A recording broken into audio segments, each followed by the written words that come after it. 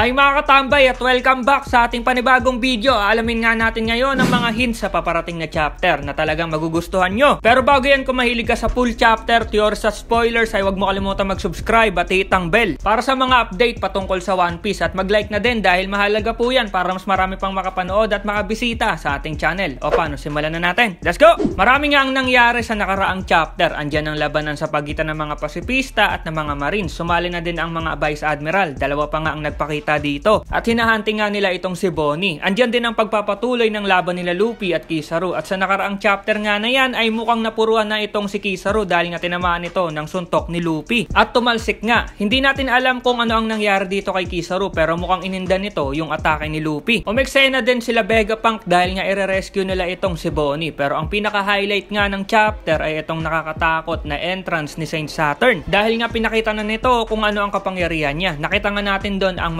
demonyong anyo nitong si Saint Saturn. Gumagamit din ito ng magical portal para nga makarating kung saan gustuhin nito. Hindi man natin nalaman kung ano yung devil fruit nito pero alam naman natin na nakakatakot yung powers nito dahil kapag ordinaryong tao ka lang sasabog nga yung ulo ng kung sino yung titingin dito kay Saint Saturn. Nakakatakot, 'di ba? Titingin lang patay na agad. Kasama din dito ang pag-atake ni Bonnie kay Saturn. At nagawa nga nito na masaksak sa katawan ng Gorosei dahil mukhang may kinalaman din ito sa nangyari kay Kuma. At yan ang mga naganap sa nakaraang chapter. Ngayon nga ay aalamin natin ang mga hints sa paparating na spoiler o mga magaganap nga sa parating na chapter. Ayon sa mga nakita ko sa Twitter na naglalabas ng legit na spoilers, hints o mga update patungkol nga sa One Piece ay itong parating na chapter nga daw ay bibigyan nga daw tayo dito ng mga impormasyon patungkol nga dito sa pamilya na pinanggalingan ni Shanks. Ito nga yung Pigerland family. Siguro makikita natin yung family tree o kung sino pa yung mga kasapi sa family ng Pigerland. At syempre pati na din dito kay Saint Pigerland Garling. Sino siya? Siya kaya yung tati ni Shanks o lolo? Malalaman natin yan dito sa parating na chapter. At ito yung nagpa-excite sa akin nung nagbabasa ako sa Twitter. Nakita ko nga sa hint na malalaman din daw natin yung ilan sa mga impormasyon patungkol nga sa nangyari sa God Valley incident. Ang isa sa mga matagal ng mystery sa One Piece, maire-reveal na kung ano talaga ang nangyari. At ano nga ba ang ibig sabihin nito? Makikita natin ang mga medyo bata na version nila Gold Roger, sila Garp, at itong dapat mai-reveal na talaga kung ano ang itsura. Ito nga ay si Rax Disabek. Yung mga labanan at kung paano nga natalo ang pinakamalakas noon na pirata sa era ni Roger. Makikita natin yan, sure. Nakaka-excite, di ba? Napakatagal na nating inaantay kung ano talaga ang nangyari sa God Valley. At ngayon nga, malalaman na natin. Saka ko-connecta din talaga to kay Saint Garling dahil nga dati itong hari ng God Valley. Abangan natin ang mga spoiler para dyan mga katambay. Nakaka-excite. Kayo mga katambay, ano sa palagay nyo? Ano ang mga malalaman natin sa parating na chapter? Comment nyo lang sa baba at babasahin ko yan. Okay, yan ang mga konting hints sa parating na chapter. Abangan natin ang parating na spoilers dito sa channel. Salamat sa pagnood at see you sa next video. Over and out!